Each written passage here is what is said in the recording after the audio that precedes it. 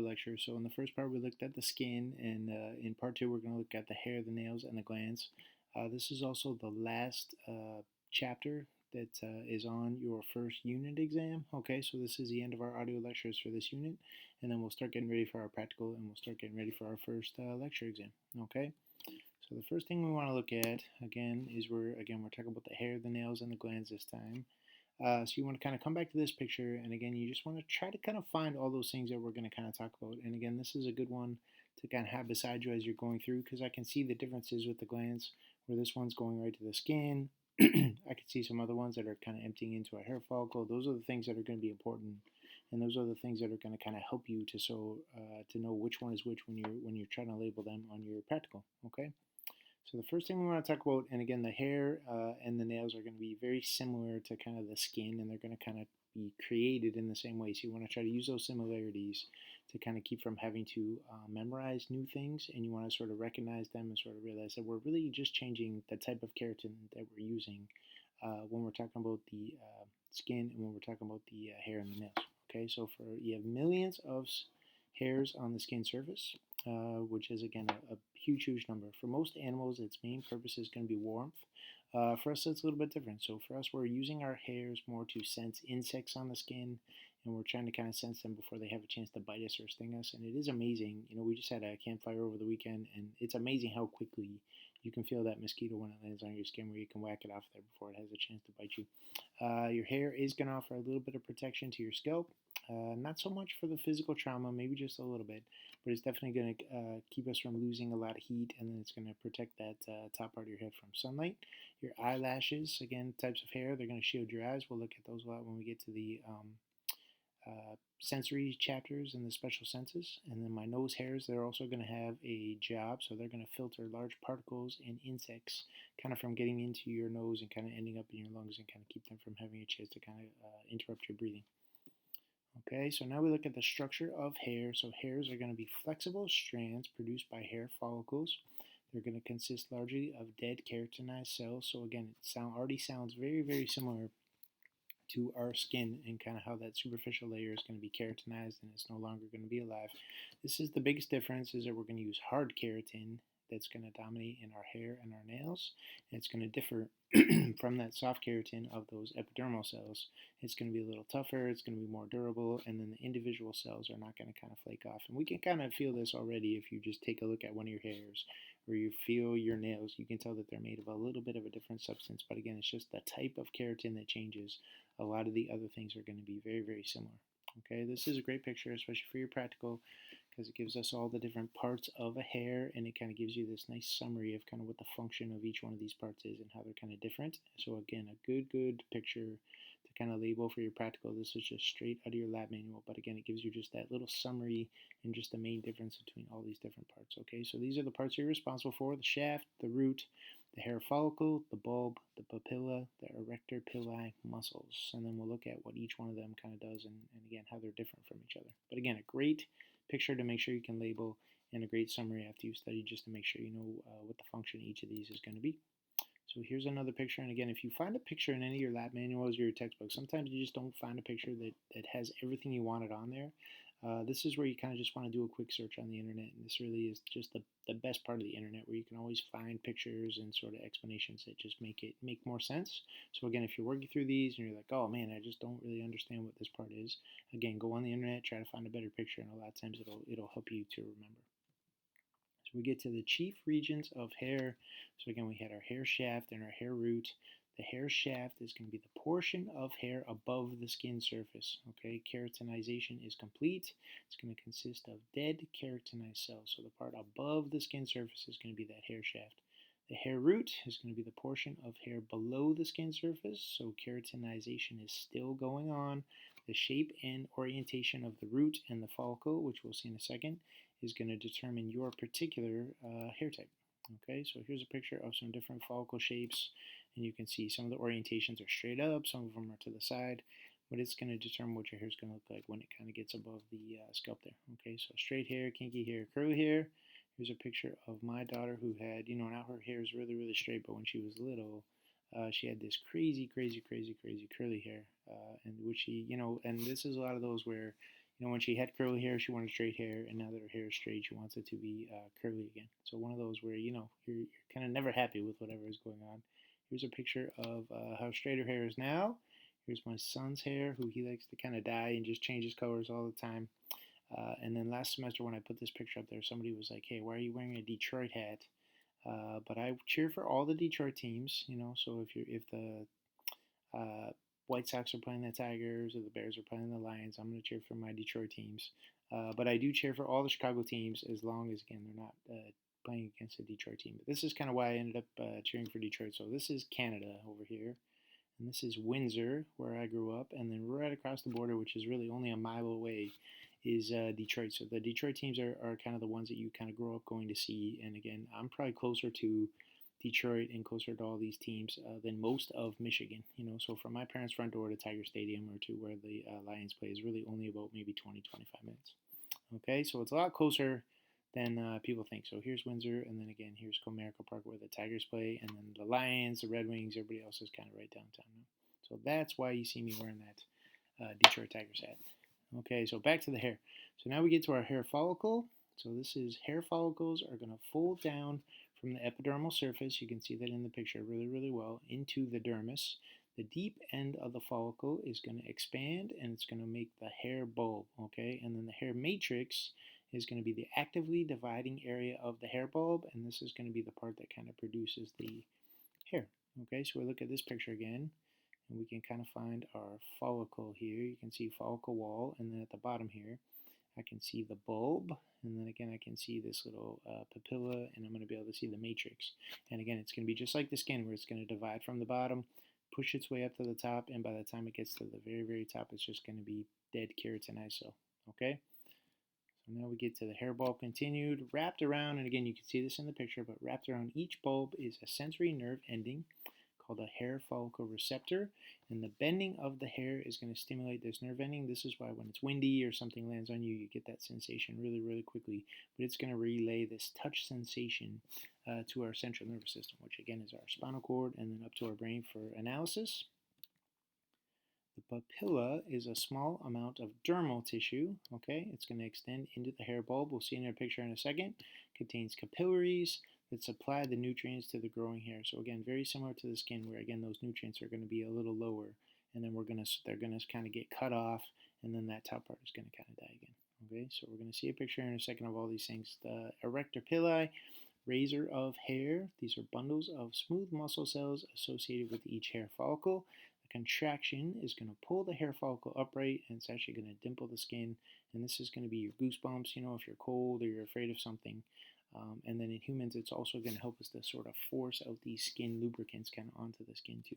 Okay, so you want to go back to this picture, and again, I would just want to be able to find all of those things, right? I want to find the shaft, I want to find the root, I want to find the follicle, I want to find that papilla, okay, which is again coming from that dermal tissue, and I can see my blood vessels in here, and I can see the part that's going to be actively dividing, which is the matrix, and then again I'm pushing those hairs kind of up to the surface, and again up here they're kind of just dead keratinized cells. Okay, so that's a good picture. This is another good one where we went back to the one we saw at the beginning, but again I can find all the things that I need to sort of be able to label and sort of know what the functions are. Okay, and this is again a good one just for your practical exam and just from your lab manual. Okay, so good summary of everything that we looked at. This is a zoomed in picture, okay, so expanded hair bulb of the follicle, and then again you're going to have that matrix or that dividing part, but I get a good image of just the papilla, I get a good image of the matrix, and then I can see where I'm creating these hairs, and I'm just pushing those cells again up towards the surface, okay? And then here is a real picture of that exact same thing, which again just looks really, really cool when you look at it. And a lot of these things, when you zoom in on the microscope, they look really, really amazing when you look at them up close, okay? So matrix, papilla, hair root, follicle wall, make sure you can label all those things, and again just have a general idea of what the difference is and what the function of each one of these things is going to be, okay? But keep it, again, it's very similar to the skin, so you all the things that we learned about the skin and sort of apply those to the hair and the nails. It'll make it much, much easier. Hair color or hair pigment, okay? So made by melanocytes at the base of the hair follicle. We're going to produce various amounts of melanin. So again, same as with the skin, yellow, rust, brown, black. We're going to combine to produce different hair colors. When melanin, this is one of those cool things too, when melanin production decreases, so as we get older, air bubbles are going to replace melanin in the hair shaft, and this is going to produce our gray or our white hair. And this is going to be kind of the most famous gray-haired, white-haired person. And again, he's got a lot of good quotes just about education and things like that too. And this is kind of a good one where my mom was an English teacher, but she used to have all these posters kind of up on her office wall. But she always used to talk about how, everybody can kind of memorize things, but again, it is really, really important to kind of just try not to just memorize things, although a lot of times that's the easiest way. You want to really try to kind of understand how they tie together, because it'll make it easier for you to sort of understand things and apply those things in the future. Okay, when we just memorize stuff, again, it's just we memorize it for our test, and then we just totally kind of forget it as time goes on. Okay, so hair growth. As the matrix produces new hair cells, the older part of the hair is pushed upward, just like we said. Cells become more keratinized and they're going to die. Hair can be classified as vellus or terminal. Good multiple choice questions. Vellus hair is fine hair. Terminal hair is going to be coarse, longer hair. And again, the example of this would be more like your eyebrows. Okay. Nutrition, hormone levels, and blood flow will affect hair growth.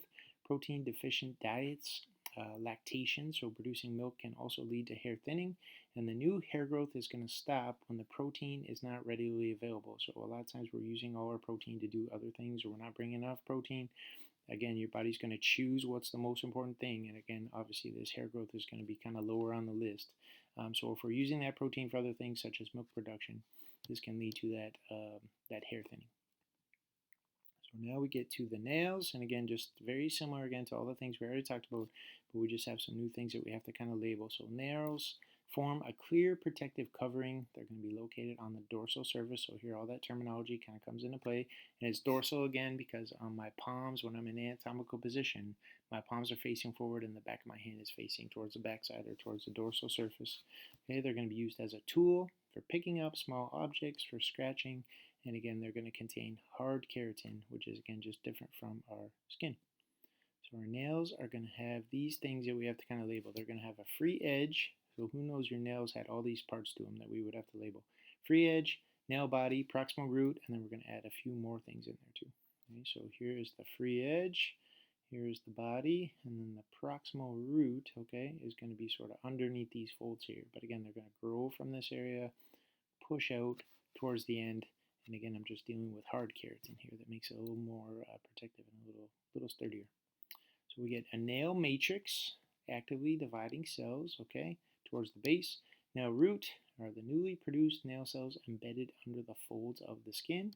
You're going to have a nail bed. These are the deeper layers of the epidermis that extend beneath the nail. And again, we're going to keep that picture beside us as we're trying to find all these things, and then we'll come back to it in a second. We're going to have nail folds, which are borders of overlapping skin. And then we're going to have the cuticle, which most of us have heard this term before, which is your proximal nail fold that's projecting onto the nail body. So again, you want to go back to that picture and you want to make sure that you can label all these things, okay? So here's your list of all the things that you want to label.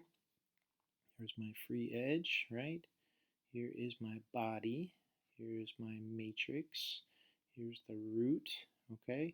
And then the nail bed is kind of this part underneath here, okay? So it would be underneath that body. And then I'm going to get my nail folds, okay? And then on this part right here, I'm going to get that cuticle or that epinecium. So again, very important for practical purposes that we just make sure that we can label these things, because a lot of times we get caught up in the skin, we get caught up in the tissues, we get caught up in those other things, and we forget that the nail's going to end up on there, and then we lose some unnecessary points. So nail growth. New nail cells produced by the matrix become heavily keratinized and slide distally over the nail bed. A rich bed of capillaries in the underlying dermis is going to give nails their pinkish color. And again, this is a good way, if you break your arm and you're in a cast, you can kind of push on your fingernails and you'll see how they'll turn white. And then when you release that pressure, they'll go back to their normal color. It's a good way to kind of see if you're cutting off the circulation kind of into your hand. And again, this would be if you ever had a cast on and your nails are looking white and that blood's not returning, it means that your cast is too tight and you want to have it adjusted. So for your own information, you have this hyponychium, which is the thickened region beneath the free edge of the nail. And this is where you're going to end up with those dirty nails that your moms are going to tell you to kind of go clean your nails before you have dinner. So here's a picture. Anytime you're working on cars or with grease, that's the hardest ones to kind of get out from underneath your nails. Okay, so we're back to this picture, and again, this one just shows you all the same things, but it shows you that hyponychium, or that free edge of the nail. Okay, so now we get to the glands of the skin, which is the last part of our chapter. And we've seen these a little bit when we looked at the epithelial tissue, but the first thing we want to look at is sweat glands. So they're distributed over almost the entire skin surface, up to 3 million per person, another just huge number. You get two types, eccrine, apocrine. Both types have secretory cells that are associated with myoepithelium, which means they're associated with muscles. And again, just allows to sort of push this sweat up towards the skin surface. So they can contract when stimulated by the nervous system, and again, they're just forcing sweat to that skin surface or just pushing it out of there. Okay, so eccrine, merocrine, and these terms we've looked at before in the earlier chapters. These are my sweat glands again. Or one type of my sweat glands, abundant on the palms, soles of the feet, and the forehead. These are simple coiled tubular glands. So again, when you're looking at the picture and you're trying to label them, you want to look for those coils. They're going to have a secretory part that lies coiled in the dermis, okay? And this is the real important thing when you're trying to label these and make sure you get them right. The eccrine sweat glands, the ducts extend to an open pore at the skin surface. And then when we look at the other type of sweat gland, it's going to be a little bit different, okay? But this one goes to, it's coiled, goes to an open pore at the skin surface. And again, this is one of the ones where it just merely secretes, okay? So it secretes sweat, which is 99% water, but it also has a couple other things in there. It's going to contain salts, vitamin C, antibodies, microbe-killing peptides, waste, and again, we're trying to prevent overheating. And this is another cool thing too, is that you can, when you're producing heat, heat-induced, your sweating is going to start superiorly. So you're going to try to cool off your head and all the important parts first.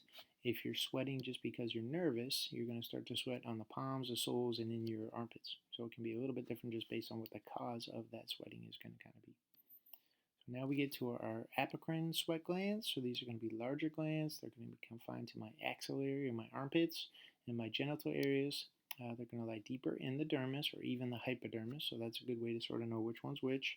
And then here's the main thing, is that these apocrine sweat glands are going to empty into hair follicles. So they're not just going to go to the skin surface, they're going to empty into hair follicles, and then these are apocrine, so they're going to accumulate, and then they're going to pinch off instead of just merely secreting. So again, we had our different types of glands, and we classify them based on how they secrete their product. The apocrine is the one that is going to pinch off. So they secrete the same basic components as sweat, but they're also going to contain some fatty substances in there and some proteins. Sometimes it's going to be a milky or a yellowish color. And we all kind of know this from, like, when you're sweating just on your skin to cool yourself off, it's pretty transparent, right? And then when we sweat more for our armpits, this is the part that kind of can ruin your clothes and your shirts. And this is the part that gets a little bit stinkier. But the secretion is odorless at first. But as bacteria on the skin mixes in and breaks down, it's going to take on a musky or an unpleasant odor, and this is what's going to cause your body odor, okay? So here is our little picture here, and again, good one for our practical. But I can find my tubules, and I can see that this one's going straight to the skin, okay? And then I can find some other ones over here that are going to go up, and they're going to empty into a hair follicle, okay? So those are going to be my clues for knowing which one is going to be which, and sort of how do I tell the difference and make sure that I label it properly. Okay, and then usually it is going to be, as my daughter would say, only boys are the ones that get super, super stinky. It's never the girl. And we get to our ceruminous gland. These are going to be modified apocrine glands. They're found in our external ear canal, and they're going to secrete or the secretion is going to mix with sebum from nearby sebaceous glands, okay, and it's going to form our earwax, okay. So ceruminous glands, earwax, and its main function is going to be to deter insects and block foreign materials, okay. So it keeps things from basically crawling in your ears. So our mammary glands are going to be specialized sweat glands too, and again, these are the ones that we're going to use to secrete milk. Then we get to our sebaceous oil glands. So these ones are also going to be found all over the body except on the palms and the soles. They're going to be small glands on the trunk and limbs. And again, they're not secreting sweat. These are going to be my oil glands. So large glands on the face, neck, and upper chest. They're going to secrete an oily substance called sebum. And they're usually also going to be secreted into a hair follicle. Okay, so again, another one that's going to go into a hair follicle. Okay, so Cells of the alveoli accumulate oily lipids until they become engorged and burst. So again, the sebaceous oil gland, good multiple choice question is it's going to be a holocrine gland, okay? The one that's going to rupture. Sebum softens and lubricates the hair and skin. It's going to slow water loss. It's also going to have some bacterial properties. Whiteheads are going to be sebum that blocks a sebaceous gland duct, okay? And then acne is going to be an active inflammation of the sebaceous gland, and it's going to be accompanied by those pimples on the skin. So just one of those things where you're thinking of, okay, what are whiteheads? What are acne? What are they going to be caused by? It's actually the sebum that's going to block, all those things from kind of getting up towards the skin properly. So now we get to burns, and this is the very last part of our chapter. So we just want to look at all the different types of burns. So a burn is a tissue damage caused by excessive heat, electricity, radioactivity, or corrosive chemicals. There's a lot of different ways you can get burns. They're going to break down the proteins in the skin cells, and they're going to be graded because we all heard about first degree, second degree, third degree burns. They're graded according to their severity, and now that we know the parts of the skin, we sort of can understand exactly how the grading scale is a little bit different. So a first degree burn is going to involve only the epidermis. So this is your normal sunburn. Okay, so we know we have epidermis, dermis, hypodermis. First degree burn, only epidermis. My second degree burn is going to destroy the epidermis, okay, but it's also going to damage part of the dermis. And this is going to be the ones that cause blistering. Okay, so epidermis and dermis. Third degree burns is going to be a full thickness burn. It's going to destroy the epidermis, dermis, and that subcutaneous layer or that hypodermis. Okay, so first degree, second degree, third degree. The other thing you'll hear about when someone gets injured in a fire or something like that, they'll say, they burned 80% of their body or 50% of their body. This is kind of what they do. They use this rule of nines to kind of estimate the surface area of an adult affected by a burn. And what they do is they give each part of the body a certain number, and then they can kind of estimate, okay, if they're burned in these different little areas, how much of their body is sort of subject to those little burns. Okay, so that's it for Chapter 5. And again, that's it for all the information that's going to be on that first unit test. So this week we want to just kind of make sure we get through Chapter 5, make sure we're practicing our labeling, and we want to get ready for those unit tests and that practical exam kind of later in the week.